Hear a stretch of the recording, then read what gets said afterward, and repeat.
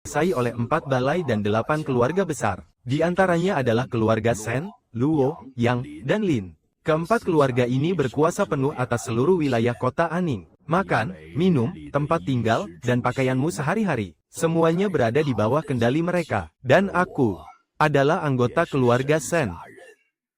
Aku berasal dari keluarga Shen, satu dari 8 keluarga besar itu. Lalu kenapa dia rela ikut merasakan penderitaan sebagai pencari obat? Masuk ke pegunungan ganas kan sama saja dengan menantang maut. Nyawa manusia itu ada kastanya. Hanya dengan satu perintah bangsawan, puluhan nyawa pencari obat bisa melayang sia-sia. Dia rela meninggalkan kehidupan mewahnya, dan malah datang ke sini. Ke Bukit Punggung Naga hanya untuk bertaruh nyawa. Aku bukanlah keturunan dari istri pertama. Aku berasal dari istri kedua. Hidup di dalam rumah besar itu sama sekali tidak mudah. Ibuku hanyalah seorang selir. Dilarang masuk ke ruang utama, bahkan tak pantas duduk di meja makan bersama. Tuan besar di sana bertindak layaknya seorang kaisar. Dan nyonya besar adalah permaisurinya. Sebagai anak, sejak kecil kami harus belajar menjilat dan mencari muka demi mendapat perhatian. Ya. Ibuku yang mengajariku bagaimana cara mengambil hati nyonya besar. Tapi, sejak kecil aku sudah paham betul. Sialan, mau serendah apapun kau bersujud dan patuh. Kalau orang sudah meremehkanmu,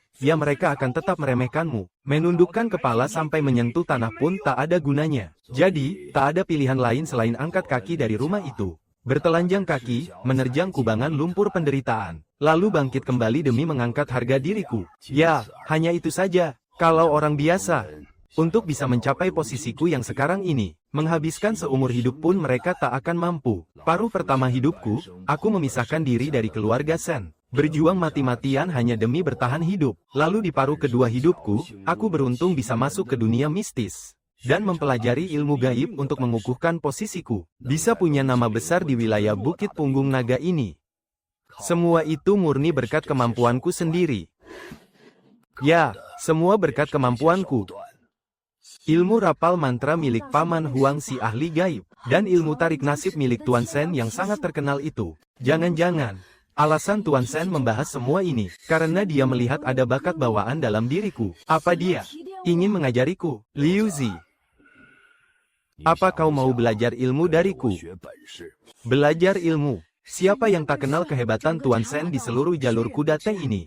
Kalau aku bisa menguasai sebagian kecil saja dari ilmunya, ditambah dengan kekuatan segel kecil di dalam kepalaku, wilayah Bukit Punggung Naga yang luasnya membentang ribuan mil ini, bukankah akan tunduk di bawah kakiku? Tunggu, mana ada rezeki nomplok yang jatuh dari langit? Aku ini cuma pemuda miskin pencari obat. Apa yang sebenarnya dia harapkan dariku? Menjadikanku pelayan? Tuan Shen tidak butuh itu. Atau dia mengincar segel kecilku? Tidak. Dia bahkan tidak tahu soal keberadaan benda itu. Saya, Liu Zi, dengan senang hati bersedia mengikuti Tuan Shen. Saya akan menyajikan teh dan berbakti kepada Anda. Hahaha, bagus. Liu Zi, tidak heran di usiamu yang masih muda ini, kau sudah pantas dipanggil kakak lu yang sangat setia kawan. Benar-benar pemuda yang tegas dan tangkas. Tuan Shen, Anda terlalu memuji. Itu membuat saya sangat sungkan. Mana pantas saya menerima sebutan sehebat itu. Memangnya kau belum tahu, sejak kau berbaik hati menolong Nenek Zhang dan merogoh 3 tael perak untuk menyewa tukang angkut jenazah agar mengurus jasad putranya. Kabar itu langsung menyebar ke seluruh penjuru wilayah Aning. Sekarang semua orang di luar sana mengenalmu sebagai sosok yang tahu membalas budi. Saudara lu yang selalu menjunjung tinggi arti kesetiaan. Nenek Zhang sangat berjasa pada saya. Nyawa saya ini, kalau dipikir-pikir, berhasil selamat juga berkat pertolongan Nenek Zhang. Lagi pula, apa yang saya lakukan untuknya hanyalah hal kecil. Benar-benar tidak ada apa-apanya. Jarang sekali ada pemuda yang punya pemikiran mulia sepertimu. Berdirilah, jangan terus berlutut. Seluruh ilmu yang kumiliki ini, berasal dari ajaran jalur Kimen. Bukan sembarang orang awam yang bisa mempelajarinya. Syaratnya, haruslah orang terpilih dengan bakat spiritual bawaan. Tapi sayangnya, rata-rata orang-orang sakti seperti itu, punya tabiat yang sangat aneh dan nyeleneh. Awalnya aku berniat membawa seluruh kemampuanku ini, masuk ke dalam liang lahat bersamaku, tanpa menyisakan sedikit pun untuk diwariskan. Namun siapa sangka, pada akhirnya, aku malah bertemu dengan bibit unggul sepertimu, Liu Zi. Punya bakat spiritual, pandai mengambil hati, dan sangat cerdas. Ditambah lagi, kau punya hati yang mulia. Setelah terlalu banyak melihat kebusukan di dalam tembok keluarga bangsawan, yang selalu dipenuhi intrik dan tipu daya, sifatmu ini benar-benar sangat langka. Liu Zi, karena kau bersedia untuk belajar, maka aku pun rela untuk mengajarimu. Tapi sebelum aku mulai mengajarkanmu, apa kau tahu apa sebenarnya jalur Kimen itu? Saya tidak tahu. Semua yang saya tahu hanyalah desas-desus di jalanan. Saya tidak berani sok pintar di hadapan Tuan Sen. Wajar saja kalau kau tidak tahu mengenai ajaran jalur Kimen ini. Hanya sedikit orang yang mempelajarinya, dan jauh lebih sedikit lagi orang yang benar-benar memahaminya. Singkatnya, semuanya terangkum dalam dua kata, membaca nasib. Jika kau ingin menguasai ilmu dari jalur Kimen, kau mutlak harus memiliki bakat spiritual bawaan. Padahal bakat spiritual bawaan itu sangat sulit didapat. Semuanya sudah ditakdirkan oleh langit, hanya bisa pasrah pada nasib. Sebelumnya, aku jelas-jelas tidak punya bakat spiritual sama sekali. Tapi kenapa sekarang? Bakat ini bisa muncul entah dari mana. Jangan-jangan, ini karena efek dari segel Sanhai itu. Segel Sanhai ini, benar-benar pusaka yang luar biasa. Tunggu sampai kekuatanku meningkat nanti. Pasti akan ada harinya. Benda ini akan memberikanku kejutan yang jauh lebih besar. Ilmu Kimen itu terbagi menjadi tingkat atas dan bawah. Guruku memang orang yang hebat. Tapi sayang, beliau bukan pewaris dari 3 aliran atas. Makanya, aku hanya bisa mewarisi ilmu dari 3 aliran bawah. Tapi asal kamu tahu, hanya dengan ilmu 3 aliran bawah ini saja, sudah lebih dari cukup buatku untuk bertahan hidup di jalur Camadao. Hanya dengan menguasai 3 aliran bawah, aku sudah bisa memanggil angin dan hujan, berkuasa penuh di pegunungan Longji. Lalu, kalau suatu saat nanti, aku berhasil menguasai ilmu dari 3 aliran atas, sampai sejauh mana tingkat kekuatanku nanti, mengenai ilmu 3 aliran bawah Kimen yang aku pelajari ini, bisa dibagi menjadi 3 jenis ilmu rahasia, yaitu Bibao, Qianyang, dan Xiangling. Setiap jurus ini, asalkan berhasil kau kuasai dengan sempurna, sudah cukup membuatmu bebas keluar masuk sesuka hati di pegunungan Longji ini, tanpa ada yang bisa menghalangimu sedikit pun. Paman Huang pernah bilang soal ilmu Qianyang ini. Tuan Besar Sen bisa berjaya hanya dengan mengandalkan ilmu Qianyang. Dia menggunakan ilmu sakti itu untuk merajai pegunungan Longji, dan duduk mantap di kursi penguasa tertinggi. Gila, nggak ngangka, aku bakal punya kesempatan belajar jurus tingkat dewa semacam ini. Liu Zi, kamu jangan terburu-buru. Dengarkan dulu kakek menjelaskannya pelan-pelan. Pegunungan Longji itu adalah tanah suci dengan aliran Feng Shui yang sangat bagus. Gunung dan tebingnya membentang luas sejauh ribuan li. Entah sudah berapa banyak pusaka alam dan harta karun bumi yang tercipta di sana. Dalam istilah kita, barang berharga itu biasa disebut melon. Besar kecilnya melon ini ditentukan dari seberapa langka dan berharganya benda itu. Kalau umurnya di bawah 60 tahun, itu namanya melon kecil. Sedangkan yang umurnya lebih dari 100 tahun, barulah disebut melon besar. Ilmu Bibao, ilmu Qianyang, kedengarannya memang sangat mistis dan rumit. Sederhananya begini. Ini intinya adu kehebatan cara memetik buah. Tunggu, memetik buah, jadi kalau aku belajar teknik ini, tirai hitam 9 lapis itu, bukankah itu juga bakal jadi buah besar yang bisa kupetik? Kalau soal Xiangling sih, aliran yang satu ini jauh lebih aneh. Susah dijelaskan cuma dengan 1-2 kalimat. Nanti kalau ada waktu, aku akan membawamu melihat dunia luar. Biar wawasanmu makin bertambah. HMPH, kau juga jangan terlalu muluk-muluk. Makan itu harus suap demi suap. Melangkah juga harus setapak demi setapak. Murid akan selalu mengingatnya. Aku pantang serakah dan bertindak gegabah. Beberapa hari ke depan, kau tidak perlu pergi ke gunung. Datanglah kemari setiap tengah hari lewat 1/4 untuk belajar teknik pemeliharaan roh. Baik, Guru. Teknik pemeliharaan roh. Berkultivasi setiap hari di tempat Tuan Sen selama 3 hari ini. Benar-benar seperti membuka dunia baru buatku. Kemampuan merakit ini juga harus kulatih lebih rajin lagi. Pantang bermalas-malasan sedikit pun.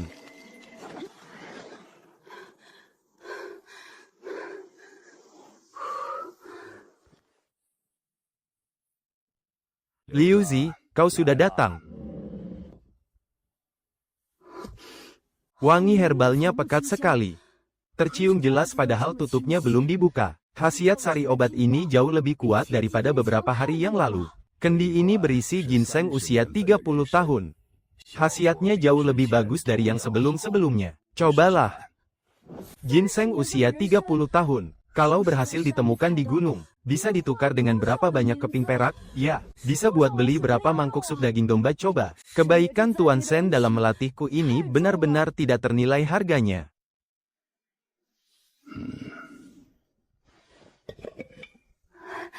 Terima kasih atas pemberian obatnya, Guru.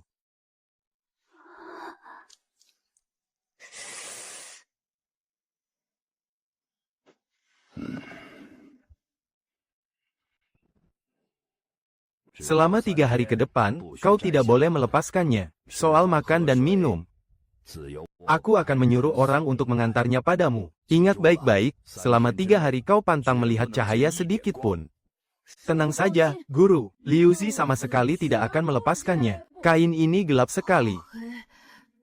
Aku sama sekali tidak bisa melihat apapun. Sampai-sampai aliran waktu pun tak terasa. Rasanya seperti ada api yang membakar di dalam dadaku. Ah, gelisah sekali. Tenangkan pikiranmu, biarkan semuanya mengalir secara alami. Pusatkan napasmu di dalam tubuh.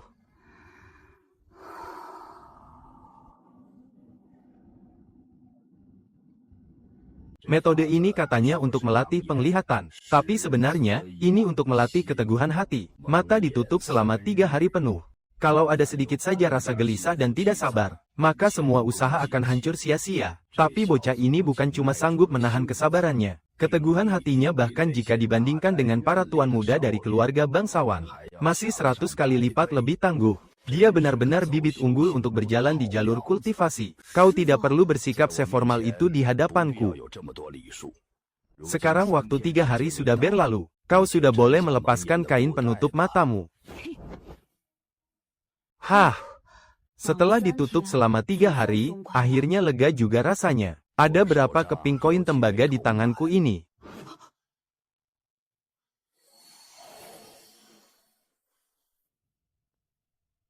Tiga keping. Yang di sebelah kiri adalah koin lama, yang di kanan adalah koin baru, dan koin yang di tengah ada sedikit retakannya. Hahaha, bagus, bagus, bagus. Wah! Inikah yang namanya mata malam?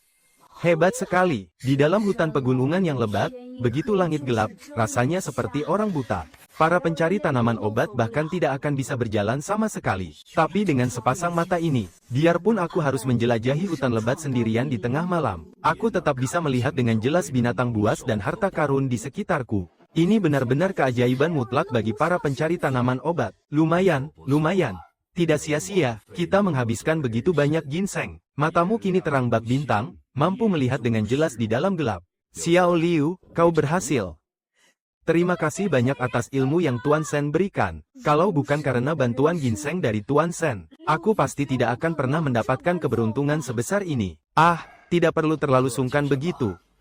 Ada ribuan jalan di dunia ilmu mistik Kimen. Kau bisa berhasil, itu semua karena kemampuanmu sendiri. Bukan semata-mata karena aku yang hebat dalam mengajar. Menutup mata selama 3 hari tanpa melihat cahaya mungkin terdengar gampang. Tapi dari 100 orang, belum tentu ada satupun yang benar-benar sanggup melakukannya. Xiao Liu, bersiaplah selama beberapa hari ini. Lain kali, saat kau masuk ke gunung, aku ingin melihat sejauh mana kemampuanmu. Apakah kau sanggup mencari barang bagus yang memuaskanku? Tenang saja, Guru. Liu Zi tak akan mengecewakan Guru. Tenang saja, Guru. Liu Zi tak akan pernah mengecewakan Anda. Tuan Shen mewariskan ilmu perjamuan malam kepadaku. Ini adalah anugerah yang luar biasa. Sekaligus sebuah ujian. Aku harus mendapatkan barang bagus yang bisa memuaskan beliau. Barulah aku pantas menjadi pewarisnya. Tempat seperti tirai hitam lapis 9 tak bisa kudatangi. Jadi aku cuma bisa mencari harta karun di tempat berbahaya yang tak tersentuh manusia. Mantap. Makanlah, Liu Zi. Tukang daging Zhang di jalan barat baru beli sapi kuning yang mati jatuh dari tebing. Dagingnya masih segar banget. Aku habis angkut mayat dan dapat bayaran 10 tael perak. Hari ini kita harus makan-makan sampai puas. Buat apa simpan uang? Toh, kalau mati tak bisa dibawa ke liang lahat. Nanti malah cuma dinikmati orang lain gratisan, kan? HMPH. Paman Huang, kau kan sering keluar masuk gunung. Apa kau tahu ada barang langka apa di punggung Bukit Naga belakangan ini? Gunung Topi Kabut. Barang langka, ya. Di sekitar aliran sungai Ehu ada katak kaki 3. Benda itu racunnya sangat kuat. Lo. Banyak pemburu tua yang sudah celaka di sana. Balai Huicun berani bayar mahal untuk benda itu. Satu kaki kataknya saja bisa laku sampai 80 tael perak asli. Tapi, kalau kau mau coba menangkap makhluk itu, kau harus berpikir 2 kali. Kalau dipikir-pikir, bocah sepertimu pasti bukan cuma cari uang buat diri sendiri. Tuan Sen pasti memberimu suatu tugas, kan? Kau mau bawa barang itu untuk membuatnya terkesan. Meski katak kaki 3 ini barang bagus, menangkapnya benar-benar merepotkan. Kau baru ikut Tuan Sen beberapa hari. Kalau kau tidak 100% yakin, mending cari incaran lain, jangan sampai nyawamu melayang. Tebakan Paman Huang benar sekali. Tapi justru karena susah ditangkap, aku baru bisa membuktikan kemampuanku. Sekarang, dengan ilmu perjamuan malam ini di tanganku, aku punya peluang menang yang lebih besar daripada orang lain. Tapi, hanya mengandalkan sepasang mata malam ini saja tidaklah cukup. Kalau benar-benar ingin menangkap katak berkaki 3 itu, aku masih butuh teknik pelindung tubuh yang lebih kuat.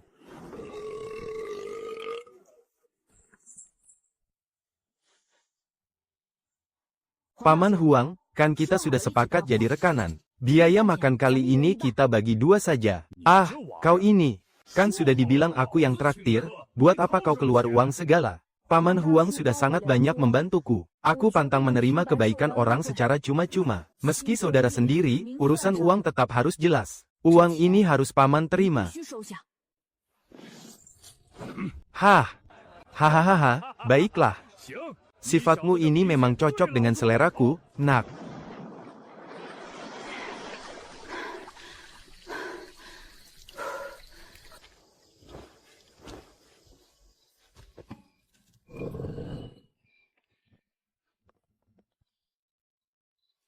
Dulu, saat kakek baru saja tiada, demi mencari sesuap nasi.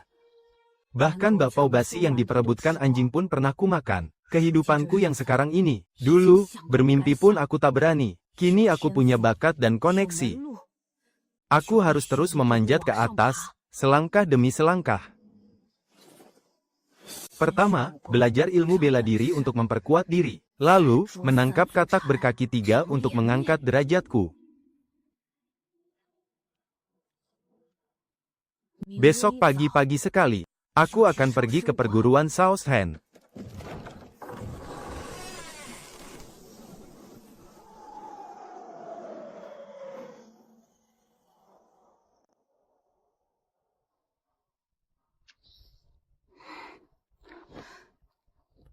Pemungut obat dari Gunung Longji, Lu Chen, datang untuk berguru.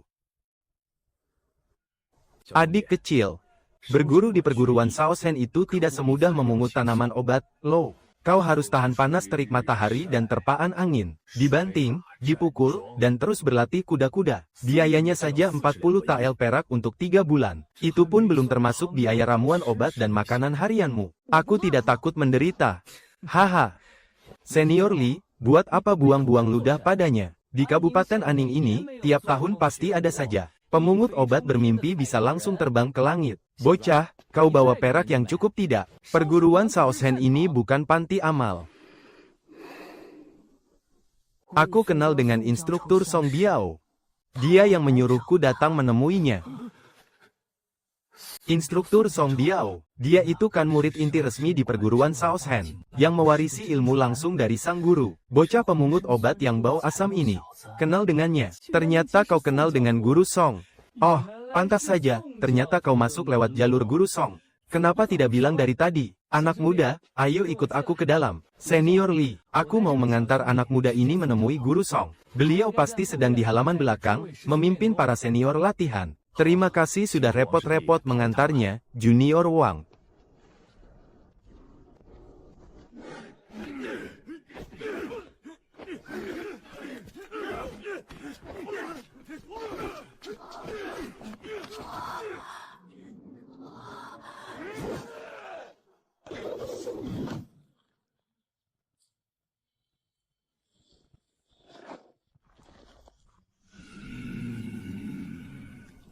Inikah yang namanya ilmu bela diri? Hebat sekali.